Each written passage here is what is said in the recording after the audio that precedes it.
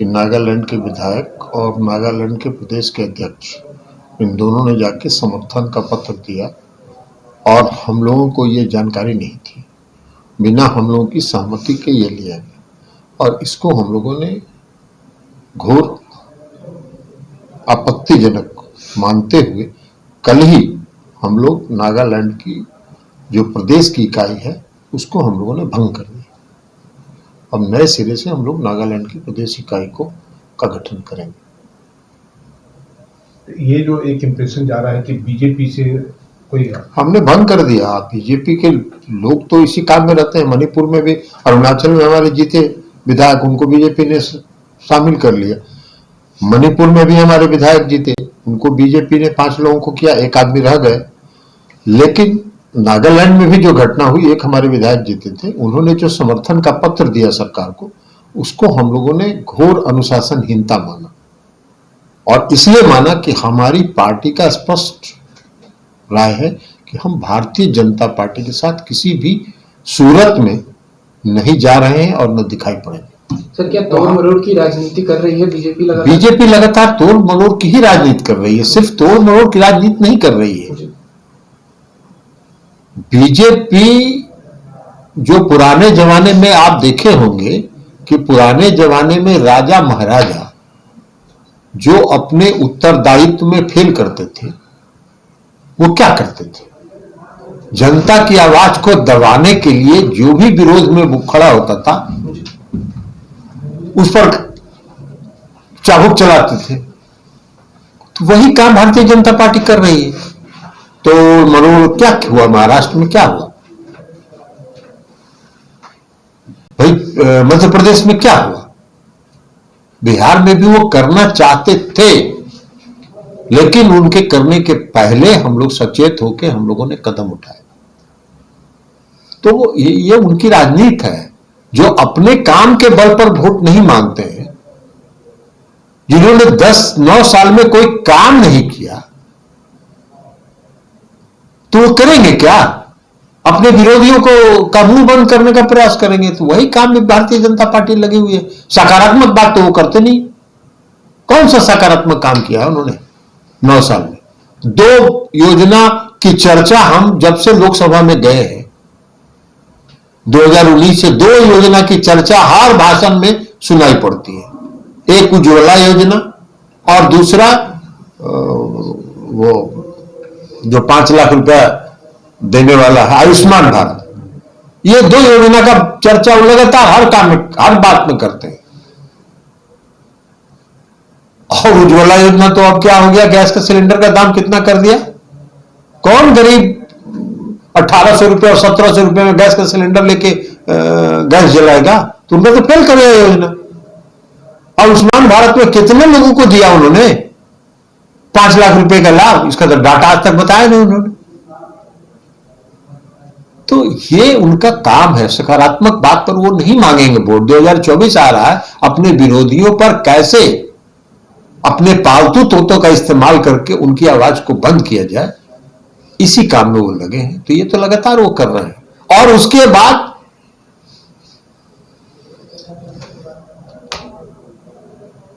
भ्रम फैला, अफवाह फैला। अभी तमिलनाडु और बिहार के बीच में जो तनाव पैदा करने का उन्होंने अफवाह फैलाया, क्या हुआ? कुछ नहीं हुआ, कोई घटना ही नहीं हुई। बिहार की टीम भी वहां गई हुई है, तमिलनाडु की सरकार ने जांच किया है, कोई घटना ही नहीं हुई है। और जो कोई घटना हुई नहीं, और गिरफ्तार कौन कौन लोग हुए? तमिलनाडु की सरकार ने जो गिरफ्तारी की है, किन किन लोगों की गिरफ्तारी हुई है? तो अफवाह फैलाना, भ्रम फैलाना जनता के बीच में, अपने विरोधियों को दबाना, अपने विरोधियों की आवाज को बंद करना, यही सरकार का फितरत है। और इसी पर काम करके वोट लेना चाहती है। जनता इस देश की बहुत सचेत है और बहुत सतर्क है। उस समय आने पर हिसाब बता देती है। सर, आपके जो विरोधी हैं उनको केंद्र सरकार बड़ी, अरे वो तो देगी ही ना, क्या करेंगे? लेकिन उससे कोई फर्क पड़ रहा है? 2015 का विधानसभा चुनाव याद करिए। 2015 के विधानसभा चुनाव में ये सब लोग साथ थे एनडीए के। और जिनको अभी उन्होंने Y+ की सुरक्षा दी है तो कितना सीट लड़े थे और कितना जीते, शून्य पर आउट हुए थे। तो इसलिए ये सब काम है उनका, ये सब चलता रहता है। सर बजट को लेकर भी कह रहे हैं कि केंद्र सरकार के पास बिहार सरकार जाएगी कटोरा लेके, कुछ तो है नहीं बजट में। बजट में हमारे यहाँ तो जो बजट में है वो केंद्र के भरोसे चला रहे हैं क्या? बिहार में जो हर घर नल का जल योजना चला, हम एक योजना की सिर्फ बात कर रहे हैं, ये 2015 में इस सरकार ने घोषित किया और उसको पूरा कर लिया। केंद्र की सरकार ने इस योजना को 2019 में एडॉप्ट किया और केंद्र सरकार ने कई चिट्ठियां लिखी बिहार सरकार को, लोकसभा में भी यह मामला उठा कि हमसे भी कुछ केंद्र के सहयोग ले लीजिए जल जीवन मिशन में। लेकिन बिहार की सरकार ने कहा कि 1 रुपया नहीं लेंगे आपसे, 1 छलांग नहीं लेंगे आपसे, अपने बलबूते पर हम ये काम करेंगे, क्योंकि आप कुछ पैसा दे दीजिएगा, कहिएगा कि तो मेरा ही योजना है, हम ही दिए। अरे जो देना है बिहार को विशेष राज्य का दर्जा, वो क्यों नहीं दे रहे हैं, जिससे बिहार का भला हो, पिछड़े राज्य का भला हो। और सिर्फ बिहार ही नहीं, अन्य भी पिछड़े राज्य हैं, सबको विशेष राज्य का दर्जा दीजिए। सर उपेंद्र कुशवाहा कह रहे हैं कि बिहार में लॉ एंड ऑर्डर की स्थिति बिगड़ गई है। अरे छोड़िए ना, उपेंद्र कुशवाहा जी अभी उधर गए हैं तो क्या बोलेंगे, और बोलने के लिए उनके पास है क्या? लॉ एंड ऑर्डर जाके उपेंद्र कुशवाहा जी दिल्ली में रहते हैं ना, तो दिल्ली का लॉ एंड ऑर्डर जाके देखें। केंद्र सरकार को धन्यवाद देने लगे हैं। बहुत आधा धन्यवाद तो देंगे ही, तो कहां जाएंगे? जाएंगे उनके गोद में तो उनका स्तुति नहीं करेंगे तो क्या मिल रहा है उनको? कुछ मिल रहा तो है नहीं, स्तुति तो करना ही पड़ेगा।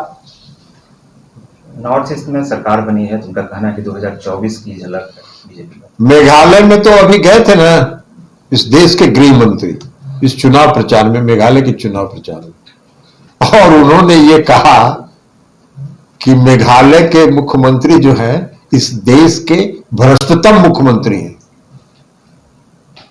और अभी कहां बैठे हुए थे 3 दिन पहले, कहां बैठे हुए थे? सपोर्ट कर रहे हैं, सपोर्ट नहीं कर रहे हैं, वहां जाके बैठे हुए हैं ओथ में, शपथ ग्रहण में। तो यही इनका है, तो क्या करिएगा इनके बोलने का। राहुल गांधी लंदन में जिस ढंग से बोले हैं बीजेपी लोकतंत्र पर खतरा है, इसको किस ढंग से? देखिए अब उनकी इच्छा है वो देश के बाहर बोले। हालांकि हम लोगों का ये मानना है कि देश के बाहर दूसरे देश की धरती पर देश की आलोचना नहीं करनी चाहिए। देश इतना बड़ा है कि हम लोग यहाँ आलोचना कर सकते हैं, फिर भी उनकी मंशा रही और जो अंदर आक्रोश है वो वहां प्रकट हो गया। लेकिन वास्तव में लोकतंत्र नहीं है। कहां है लोकतंत्र? अभी सुप्रीम कोर्ट ने जो आदेश किया है चुनाव आयुक्त की नियुक्तियों के लिए, पर क्या है वो? लोकतंत्र पर खतरा है कि नहीं? भाई चुनाव आयुक्त तो देश में चुनाव कराता है ना, चुनाव आयोग, उसको आप अपने कब्जे में कर रहे हैं। इस देश में सबसे बड़ा कॉर्पोरेट घोटाला हुआ 81,000 करोड़ का। आज तक केंद्र की सरकार के किसी मंत्री ने कहा एक शब्द भी, यह भी कहते कि घोटाला नहीं हुआ, मौन भर धारण किए हुए हैं। और हम सलाम करते हैं इस देश की न्यायपालिका को, जिसने इस देश की जनता के दर्द को समझा और जांच का आदेश दिया, कमेटी बना दी, तब भी कुछ नहीं बोल रहे। अरे भाई आपको अगर मंशा आपकी साफ है और कहीं कोई बात नहीं है तो मांग है विपक्ष की संयुक्त संसदीय समिति बनाने की, तो उसमें क्या दिक्कत है? आपको साच को आज किया, तो इसलिए वो तो है ही, लोकतंत्र का खतरा तो है ही। सारी संस्थाओं को जिस तरह से सीबीआई, ईडी, इनकम टैक्स का इस्तेमाल किया जा रहा है, जिस तरह से संवैधानिक संस्थाओं पर अपने मनोनुकूल लोगों को पदस्थापित करने की का जो सुनियोजित षड्यंत्र चल रहा है, ये क्या है? लोकतंत्र के लिए खतरा ही ना है। इसलिए लोकतंत्र पर तो खतरा तो है ही।